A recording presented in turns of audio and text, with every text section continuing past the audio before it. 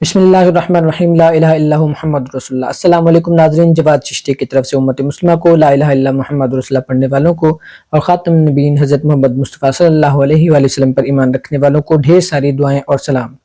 नाज़रीन, मुस्लिम पॉलिटिक्स के हवाले से आज आपकी खिदमत में हाजिर हैं। ये सिलसिला हमारा जारी है और लास्ट टाइम हमने मुस्लिम पॉलिटिक्स के हवाले से डिस्कशन की थी कि जो हुक्मरान माल में यानी हुकूमत जो कौम का माल होता है उसमें ख़यानत करना या किसी भी फ़र्द का ख़यानत करके उसे अपने ज़ाती इस्तेमाल में लाना, इस हवाले से नबी करीम सल्लल्लाहु अलैहि वसल्लम के कुछ इरशादात आपके सामने रखे। नाज़रीन, आज का हमारा टॉपिक उसी सिलसिले से है क्योंकि इस चीज़ की बहुत अहमियत है कि अपने नौजवानों को, उम्मत मुस्लिमा को, ख़ास तौर पर जो पाकिस्तानी कौम है इसको ये समझाना लाजमी है इस वक्त कि अगर आप किसी के साथ खड़े हैं तो उसके साथ इस्लाम के हवाले से, इस्लाम का जो नज़रिया उसके मुताबिक या अल्लाह और उसके रसूल के अहकामात उसके मुताबिक हम किस तरह अपने कायद, अपने लीडर या अपने हुक्मरान के साथ खड़े हो सकते हैं और किन चीज़ों में खड़े नहीं हो सकते। ये सारी चीज़ें बहुत ही इम्पोर्टेंट चीज़ है आजकल, जिसकी अशद ज़रूरत है। मैं उस पर काम कर रहा हूँ। लिहाजा आपसे गुजारिश है, आप किसी भी पार्टी से ताल्लुक़ रखते हैं, अगर तो आप ईमान वाले हैं और ईमानदारी को पसंद करते हैं तो मेरे साथ अटैच रहिएगा और इस हवाले से हम मुसलसल डिस्कशन करते रहेंगे। ख़ास तौर पर हम इस हवाले से वर्किंग करेंगे ताकि हमारे मुल्क पाकिस्तान में भी बेहतरी आ सके, वरना आपके साथ जो ज़्यादती की जा रही है उम्मत मुस्लिमा के साथ, ख़ास तौर पर पाकिस्तानी कौम के साथ, वो सबके सामने है। हर कोई अपनी तरफ लगाने पर लगा हुआ है लेकिन अल्लाह और उसके रसूल के अहकामात सामने नहीं रखे जाते। मैं ये चाहता हूँ कि हमारी जो पाकिस्तानी कौम है इसको इतना कम से कम ट्रेन कर दिया जाए, इतना समझा दिया जाए कि अगर कोई भी बंदा ज़रा सा भी करप्शन करने लगता है, अमानत में ख़यानत करने लगता है, तो फौरी तौर पर उनको पकड़ें और ये गिरफ्त करना आपका बनता है, ये आपका हक है। ये किसी से डरने वाली कोई बात नहीं है। चाहे आप किसी भी जमात से ताल्लुक़ रखते हैं, किसी भी पार्टी से ताल्लुक़ रखते हैं, आपने इस पे वर्किंग लाजमी करनी है। अगर तो आपका इरादा है इस पे वर्किंग करने का, आप मेरे साथ अटैच रख सकते हैं, मुझसे रब्ता भी कीजिएगा। इंशाल्लाह हम मिलकर जो खास तौर पर ये मसाइल हैं इन चीज़ों पर मिलकर काम करेंगे। नबी करीम सल्लल्लाहु अलैहि वसल्लम के जो इरशादात हैं वो आपके सामने पहले रखते हैं। दो अहादीस मुबारक सही अहादीस हैं और एक जो है वो सही बुखारी से, पहले आप उसको समाअत फरमाइएगा। तर्जुमा आपके सामने रखते हैं और फिर आपने फैसला खुद करना है कि आप किस तरह इस मामले में आगे चलना चाहते हैं, अल्लाह और उसके रसूल के मुताबिक चलना चाहते हैं या अपने नाम निहाद लीडरान हुक्मरान के साथ चलना चाहते हैं जो धोखा कर रहे हैं, जो फरेब दे रहे हैं उम्मत मुस्लिमा को, पाकिस्तानी कौम को। नाजरीन, ये आप समाअत फरमाइएगा। हदीस जो है इसका हवाला पहले आप नोट कर लीजिएगा। ये हज़रत खौला अंसारिया रज़ियल्लाहु अन्हा से रिवायत है और सही बुखारी की ये हदीस है। इसका हवाला पहले आप नोट कर लीजिएगा। मैंने आपको जैसा कि बताया कि सही बुखारी में यह हदीस मौजूद है और हदीस नंबर है 3118, ठीक, यानी 3118। ये आप देख सकते हैं और मजीद डिटेल में जाने की ज़रूरत नहीं, इतना ही आपके लिए जो हवाला है वो काफ़ी। हदीस नंबर 3118। हदीस का तर्जुमा समाअत फरमाइएगा, अरबी को छोड़ते हुए ये आप समाअत फरमाइएगा। अच्छा, ये हज़रत खौला अंसारिया रज़ियल्लाहु ताला अन्हा वो रिवायत कर रहे हैं। उन्होंने फरमाया कि मैंने नबी करीम सल्लल्लाहु अलैहि वसल्लम को फरमाते हुए सुना है कि जो लोग अल्लाह के माल में नाहक तसर्रुफ करते हैं उनके लिए क़यामत के दिन आग यानी जहन्नम होगी। बुखारी की ये हदीस पाक है, इसको आप आपने समाअत फरमाया। अब अगली हदीस आपके सामने रखते हैं। एक और हदीस है, वो तिरमिज़ी की हदीस है। हवाला इसका पहले आप नोट कर लीजिएगा। सुनन तिरमिज़ी, रकमुल हदीस 2374 यानी 2374, 2374, ठीक है। ये आप इसको नोट में आप बेशक हवाले नोट करते जाएं और इस पे आपने गौर व फिक्र करना है। हदीस समाअत फरमाया, तर्जुमा मैं आपके सामने रखता हूँ। रसूलुल्लाह सल्लल्लाहु अलैहि वसल्लम ने फरमाया कि ये माल सरसब्ज और मीठा है, जिसने इसे हक और हलाल तरीके से हासिल किया उसके लिए इसमें बरकत दी गई और बहुत से लोग जो अल्लाह और उसके रसूल के माल से नफसानी ख्वाहिशात पूरी करते हैं उनके लिए क़यामत के दिन आग है। ये तिरमिज़ी का हवाला मैंने दिया आपको, इब्न हिब्बान में भी ये हदीस मौजूद है। नाज़रीन, ये मैंने आपके सामने दो अहादीस रखी हैं اور جس میں واضح طور پر اللہ اور اس کے رسول کا پیغام ہے، کیونکہ نبی کریم صلی اللہ علیہ وآلہ وسلم وہی فرماتے تھے جو اللہ تعالیٰ کی طرف سے ان کو حکم ملتا تھا، ٹھیک ہے۔ تو نبی کریم صلی اللہ علیہ وآلہ وسلم واضح فرما رہے ہیں کہ جو حکمران مال میں اپنے ذاتی فائدے کے لیے تصرف کرتے ہیں، یعنی ذاتی مفاد کے لیے، فائدے کے لیے کسی بھی چیز کو استعمال کرتا ہے، قوم کی امانت میں خیانت کرتا ہے، اس کا ٹھکانہ جہنم ہے، اور جہنم والے اعمال جو ہے وہ کفار کا طریقہ کار ہے۔ اور اس میں اگر آپ پھر بھی سست رہتے ہیں، آپ اگر اس پہ فوکس نہیں کرتے ہیں، آپ دھیان نہیں دیتے کہ بس میرا لیڈر ہے جس طرح کر رہا ہے سو کر رہا ہے، مخالف کو ہم نے موقع نہیں دینا، تو یہ ان کے جرم میں شریک ہونے والی بات ہے کہ اگر آپ ان کی پردہ پوشی کرتے ہیں یا ایسوں کے ساتھ مل جاتے ہیں جو قوم کے مال میں خیانت کر دیں۔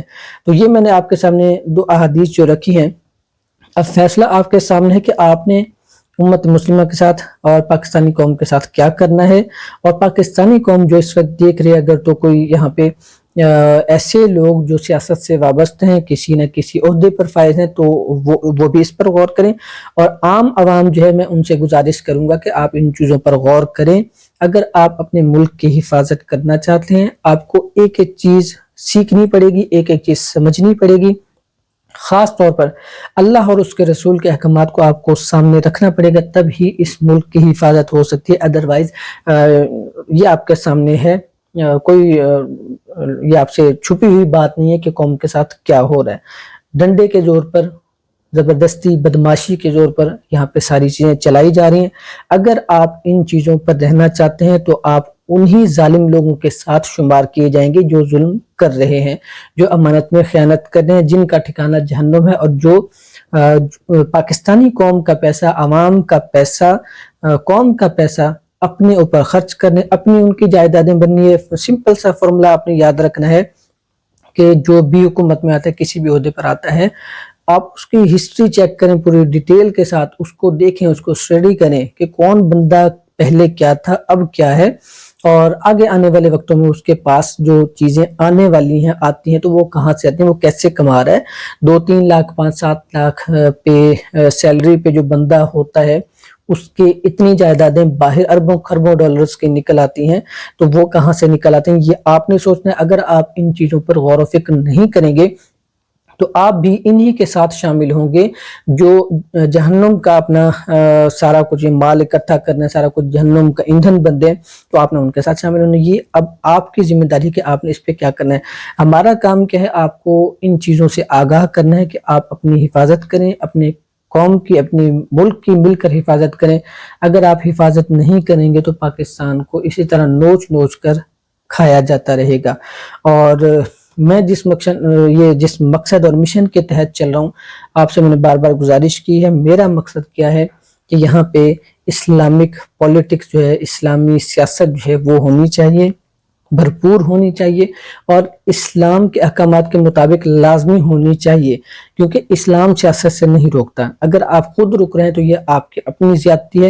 اور میں خاص طور پر جو دینی سلسلے سے زیادہ تر وابستہ پڑھے لکھے لوگ ہیں، علماء لوگ ہیں، اور ایجوکیٹڈ ہیں، ویل انڈرسٹینڈنگ پیپل ہیں، اور شارپ مائنڈڈ پیپل ہیں، میری ان سے گزارش ہے میرے ساتھ اٹیچ ہو، اس پہ کام کریں، ورکنگ کریں۔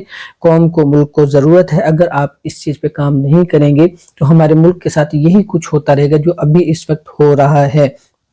اب آپ نے فیصلہ کرنا ہے کہ آپ کن کے ساتھ کھڑے ہیں، آپ حق کے ساتھ کھڑے ہیں یا آپ جھوٹ کے ساتھ کھڑے ہیں، دھوکے فریب کرنے والوں کے ساتھ کھڑے ہیں۔